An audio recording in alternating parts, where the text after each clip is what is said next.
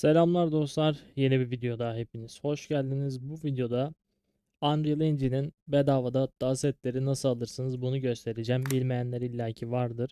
Ya da takip etmeyenler. Takip etmiyorsanız artık bu kanaldan, Discord'dan ya da gönderiler kısmından paylaşıyorum zaten.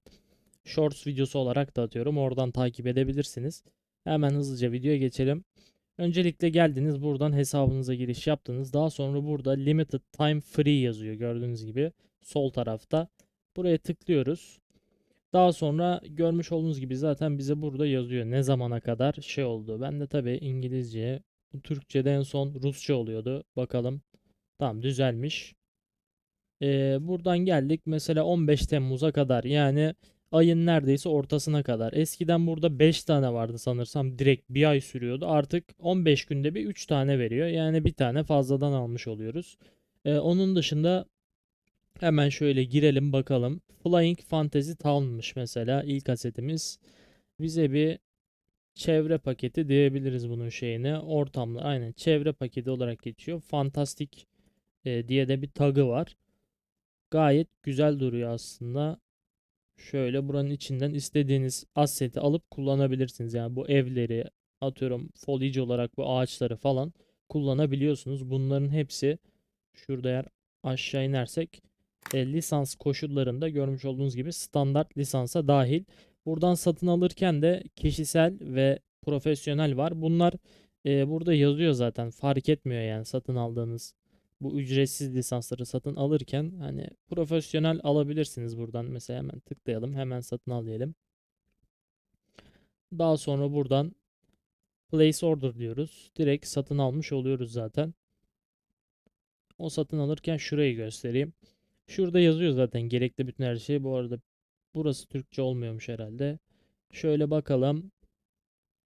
Burada yazıyor zaten. Use the assets commercially or privately diyor. Hani you may diyor. Yapabilirsin diyor. Bunu yapabilirsin. Yani sadece yapamayacaklarınız olarak you may not kısmında bu aseti tekrardan satmak olarak burada göstermiş, söylemiş bize.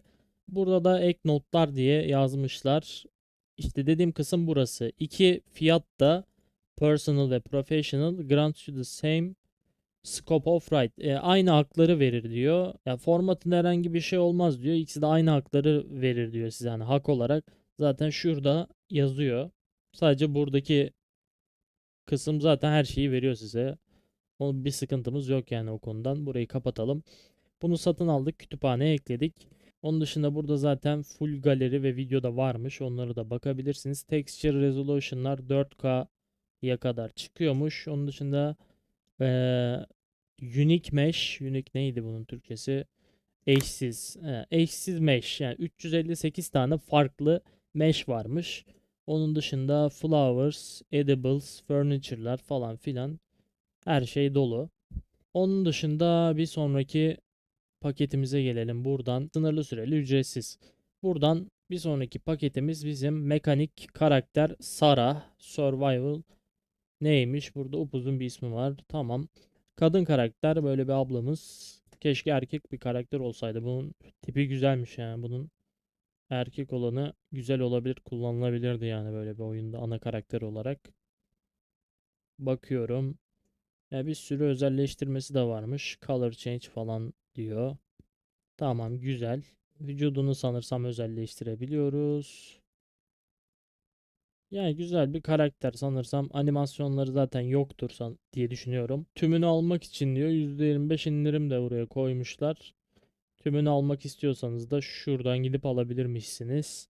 Onun dışında şöyle bakalım nereye rigli bu. Epic iskeletine rigliymiş. Tamam bu da güzel. Animasyonlarımızı kullanabileceğiz yani bu iyi bir şey. IK Bones and IK Bones are included diyor. Tamam bu da güzel. Bu ayaklarının şeye basması falan. İşte bir ayağı yüksekte bir ayağı alçakta falan duruyor. Onlar da güzel. Animated ne oluyor zaten animasyonun olacağını düşünmüyordum. Onun dışında weapons diyor. Silah da varmış içinde. Balta, tabanca. Bu neymiş abi? Screwdriver, tornavida, spanner, İngiliz anahtarı. Bunların hepsi silah olarak yani sanırsam böyle vurduğunda hasar vuracak şeyler olarak geliyor. Pense. Gerçi bu pense de gelmez ya herhalde. Onun dışında burada diğer bilgileri mevcut. Bunun da son güncellemesi 06.06'da yapılmış 2025'in. Bu da yine güncel sayılan bir paket güncellemelerini yapmışlar. Onun dışında burada Inventory System diyor. Buna da bir bakalım. Inventory System bu hangi oyundaydı ya? Adını unuttum. Bir tane korku oyunu şeyi vardı. Aklıma gelmedi bak bu. Oradaki sisteme benziyor böyle. Bir tane abla vardı. Dev bir abla. O ne? Hangi oyundaydı ya? Vallahi unuttum şu anda. Ama burada da bir envantörü sistemi var. O oyundakine çok benziyor ama şu an hatırlayamadım. Envanter sistemi yani ben böyle hazır sistem kullanmayı tercih etmem. Çünkü bir değişiklik bir şey yapman gerekti mi çözmen gerek. Uğraşırsın falan. Benim de yaptığım bir envanter sistemi var ama mesela bu kadar değildi mesela şey olaraktan. Ama geliştirilebilir. Örnek verecek olursak benimki biraz daha pasmafobya tarzıydı. Onu da eğer isterseniz videolarda belirtin. Onun da bir videosunu çekeyim. Bu aralar zaten video atmadık. Biraz dolu sayılırım. Bakalım burada ne demiş? Single player and multiplayer inventory system with craft. Tam craft da var. Save load, shop, document reader, storage, inspect, inceleme var. Harita da varmış. Controller support da var. Çok iyi. Hudu da zaten var. Versiyon 1.3 out now dedi. Tamam bizim versiyonu şu anki bu alacağımız versiyon. Silah milah yapabiliyoruz. Burada bir sürü özellik yazmışlar. Çok da bakacak bir şey yok burada açıkçası. Bir sürü ıvır zıvır. Bunları denemek lazım ama bu videoda denemeyeceğim. Bu da en son Şubat'ta güncelleme almış. Burada çok önemli bir bilgi var mı? Yok. Burada önemli olan nokta ne bileyim controller support'u falan varmış. Kullanırsanız yani hazır bir atıyorum korku oyunu template'i yapıp işte silahların olacağı bir korku oyunu template'i de bulup bununla birleştirip direkt hazır bir oyun yapabilirsiniz yani. Bayağı iyi olur. Onun dışında diyecek bir şey kalmadı arkadaşlar. Buradan sol üstten sınırlı süre ücretsiz bölümüne tıklayıp buradan geldik. Onun dışında buradan kişisel, profesyonel fark etmez. Ama işte bunun ücreti daha çok diye bunu seçerseniz daha iyi olur gibisinden bir şey var ama fark etmiyor. Buraya hemen satın al dedik. Sepete ekleyip hepsini yine tek de satın alabilirsiniz ama fark etmiyor. Nasıl isterseniz öyle alın. Place order dedik. O onu alırken buradan da gelelim. Inventory sistemini alalım. Buna bir F5 atalım. Yenilensin. Bunu da buradan aldık mı tamamdır. Evet dostlar, bu Unreal'ın fab.com Asset Store'undan bu ücretsiz asetleri almak bu kadar kolay. Onun dışında bunların bir incelemesini kendim yaparım. Eğer güzel bulursam zaten videosunu çekerim. Yoksa shorts falan atarım, bilmiyorum artık.